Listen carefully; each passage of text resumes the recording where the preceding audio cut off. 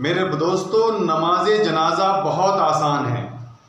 याद रखिए, नमाज जनाजा ये फ़र्ज़ किफ़ाया है, यानी अगर चंद लोगों ने भी नमाज जनाजा पढ़ ली तो सबकी तरफ से फ़र्ज़ अदा हो जाएगा, और अगर किसी एक ने भी ना पढ़ी तो सब के सब गुनहगार होंगे। नमाज जनाजा के अंदर दो फ़र्ज़ हैं। पहला क़याम करना यानी सीधे खड़े होना, और दूसरा 4 तकबीर यानी 4 मरतबा अल्लाहु अकबर कहना। नमाज जनाजा की नियत कर लीजिए। मैं नियत करता हूँ नमाज जनाजा की 4 तकबीरों के साथ सना अल्लाह की, दरूद हुजूर पाक सल्लल्लाहु अलैहि वसल्लम पर, और दुआ इस मैयत के लिए। पीछे इस इमाम के रुख मेरा काबे शरीफ की तरफ, अल्लाहु अकबर। जब आपने ये नियत कर ली तो अब पहली तकबीर जब कहेंगे, अल्लाहु अकबर कहकर अपने हाथों को नाफ के नीचे इसी तरीके से बांध लेंगे।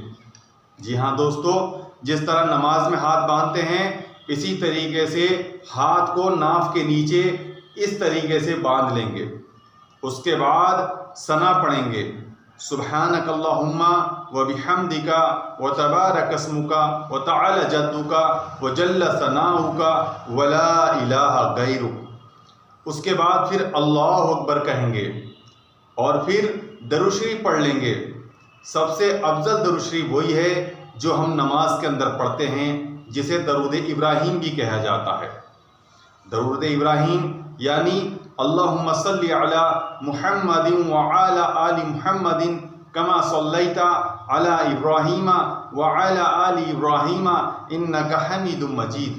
अल्लाहुम्मा बारिक अला मुहम्मदिन व अला आलि मुहम्मदिन कमा बारकता अला इब्राहीमा व अला आलि इब्राहीमा इन्नका हमीदुम मजीद।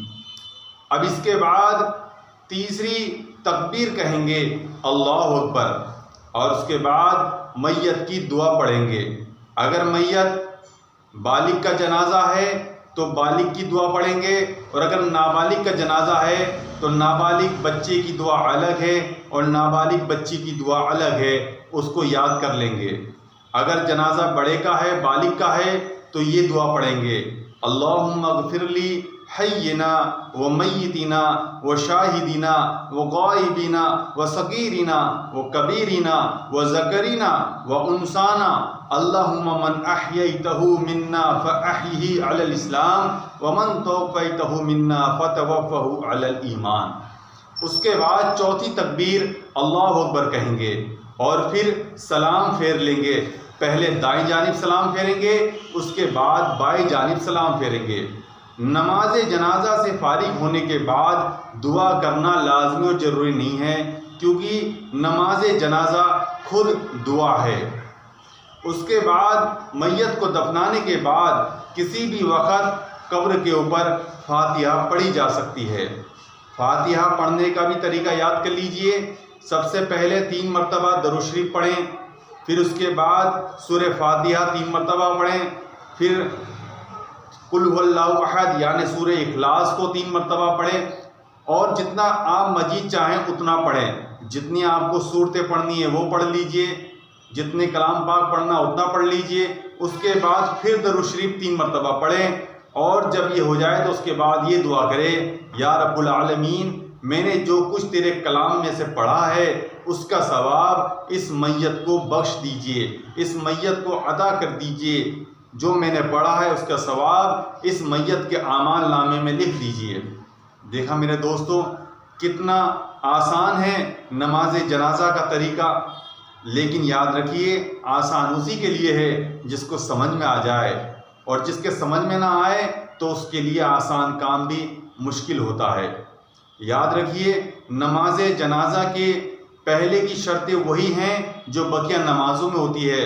मसलन जगह का पाक होना, कपड़ों का पाक होना, बदन का पाक होना, नियत का करना, किबले रुख होना, ये सब नमाज की शराइत में से आते हैं। इनका भी याद करना लाजमी और ज़रूरी है। नमाज जनाजा के मुतालिक आपको ये 2 बातें ध्यान रखनी हैं।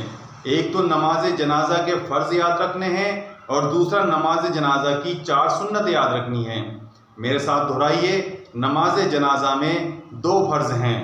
पहला क़याम करना यानी सीधे खड़े होना, और दूसरा 4 तकबीर यानी 4 मरतबा अल्लाह अकबर कहना।